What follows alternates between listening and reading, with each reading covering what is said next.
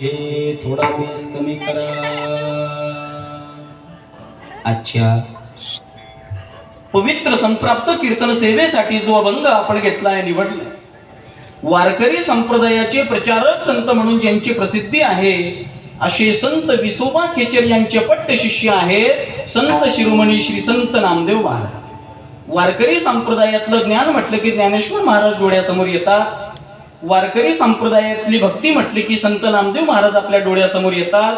वारकरी संप्रदायातलं वैराग्य म्हटलं की जगद्गुरु श्री तुकोबाराय आपल्या डोळ्यासमोर येतात. आणि वारकरी संप्रदायातली शांती म्हटली की पैठणचे नाथ महाराज आपल्या डोळ्यासमोर येतात. आणि वारकरी संप्रदायातली आदिशक्ती म्हटली की आदिशक्ती मुक्ताबाई आपल्या डोळ्यासमोर येते. आणि ज्ञानाचा, भक्तीचा, वैराग्याचा या तिघांचाही प्रचार करणारे जे साधू आहेत त्यांचं नाव आहे संत शिरोमणी श्री संत नामदेव महाराज. नाचू कीर्तनाची रंगी, ज्ञानदीप लावू जगी, कीर्तनाद्वारे, भजनाद्वारे, नामस्मरणाद्वारे वारकरी संप्रदायाचा थेट पंजाब पर्यंत प्रचार करणारे साधू म्हणजे संत नामदेव महाराज. त्या महाराजांच्या अभंग गाथेमधला दिसायलाही सोपा, असायलाही सोपा, 3 कडव्याचा, 3 चरणांचा, कमी लोकांच्या पाठातला, परिचयातला, पाठातला जरी नसला रोहित महाराज तरी अभंगाचा अर्थ ऐकून अभंग पाठ होणारा असा अत्यंत सोपा, अतिशय महत्वाचा, मागणीपर प्रकरणातील देवाच्या दरबारामध्ये प्रार्थना करणारा, देवाच्या दरबारामध्ये इच्छा प्रकट करणारा आणि सोप्या भाषेमध्ये सांगायचं झालं म्हणजे देवाच्या दरबारामध्ये मागणी मागणारा हा अभंग आजच्या सेवेकरता निवडलेला आहे. विठ्ठल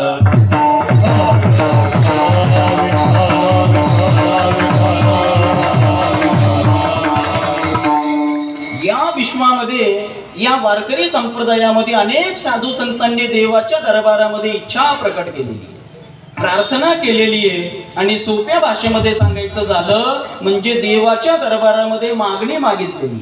अनेक साधू संतांनी, तुकोबारायांनी सुद्धा अनेक ठिकाणी देवाच्या दरबारामध्ये मागणी मागितलेली आहे. तशी संत नामदेव महाराजांनी सुद्धा या देवाच्या दरबारामध्ये मागणी मागितलेली आहे. काय नामदेव महाराजांनी आजच्या शिवजयंतीच्या पर्व काळामध्ये काय मागितलंय नामदेव महाराजांनी आणि काय मागवं आपण या शिवाजी महाराजांच्या दरबारामध्ये, या भगवान गणपती बाप्पांच्या दरबारामध्ये काय मागितलं पाहिजे हे जर शिकायचं असेल तर अगदी कमी शब्दामध्ये संत नामदेव महाराजांच्या अभंगाद्वारे आपण आपल्या वेळेमध्ये त्याचं अगदी गोड असं कीर्तन, चिंतन पाहण्याचा प्रयत्न करणार आहोत.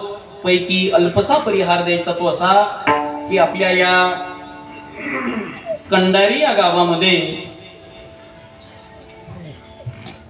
आता मला असं वाटतंय इथं एवढी लोक जमलेली आहेत, हा उत्सवाचा दुसरा दिवस आहे, बरोबर आहे ना?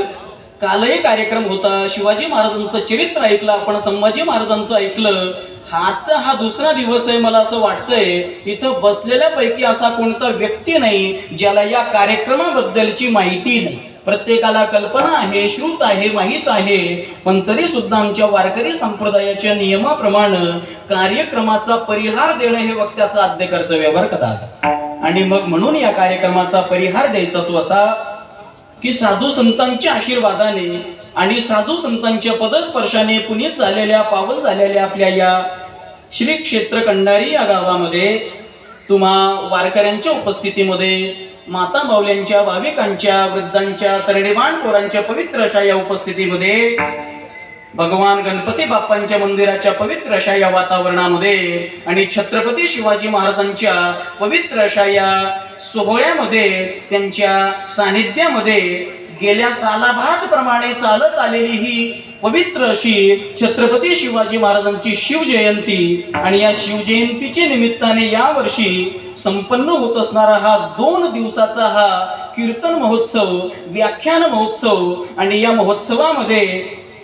या उत्सवामध्ये दुसऱ्या क्रमांकाची सेवा ही माझ्या वाट्याला आलेली आहे. विठ्ठल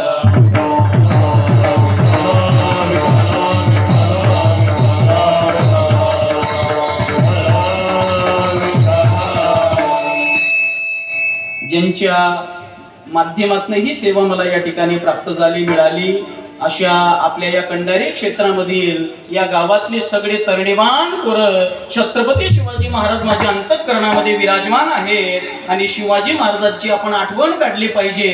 अहो, दरवर्षी तर आपण बँड लावतो, मस्त असा कार्यक्रम करतो, नाचतो, पण कीर्तनाच्या माध्यमातून आम्हाला ही छत्रपती शिवाजी महाराजांची शिवजयंती साजरी करायची, व्याख्यानाच्या माध्यमातून साजरी करायची असा उपक्रम जर या गावामधील तरणीवान पोरांनी केलेला असेल ना मायबाप, तर ते तरणीवान पोरं म्हणजे छत्रपती शिवाजी महाराजांची ही जी जयंती आहे त्याच्यामध्ये वंदे मातरम ग्रुप म्हणजे सगळी तरणीवान पोरं बरं का, त्याच्यातली सगळी 15-20 पोरं 25 पोरं जेवढी असतील तेवढी सगळी तरणीवान पोरं ही या कार्यक्रमाला आयोजित करणारी, संयोजन करणारी, की हा कार्यक्रम चांगला झाला पाहिजे, या कार्यक्रमाला सजवणारी मंडळी आणि या ग्रुपकडून, या वंदे मातरम ग्रुप मध्ये जेवढी मंडळी, या मंडळीच्या वतीने ही सेवा माझ्या वाटेला आलेली आहे. खरं तर मला त्यांच्यामध्ये ज्यांचा मला फोन आला होता अशी आपल्या गावातील एक प्रतिष्ठित व्यक्तिमत्व, वारकरी संप्रदायामध्ये ज्यांनी अत्यंत आदराचं ज्यांना स्थान आहे आपल्या गावामध्ये, कुठेही कीर्तन असले म्हणजे ते उपस्थित राहतात, अशी हरिभक्ती परायण आदरणीय आमचे किरण दादा या ठिकाणी उपस्थित आहेत. किरण दादांचा मला फोन होता, म्हटलं सगळी तरणीवान पोरं म्हणतायत की छत्रपती शिवाजी महाराजांची आम्हाला शिवजयंती साजरी करायची आणि हे चरित्र पुन्हा पुन्हा ऐकायला मिळत नाही. आता ही सगळी लहान लहान मुलं आहेत, यांना आता दरवर्षी आपण बँड ठेवतो, त्याच्यामध्ये पोरं नाचतात, एवढंच त्यांना समोर दिसतं महाराज, पण त्यांना हे चरित्र काय शिवाजी महाराजांचं हे कधी त्यांना ऐकायला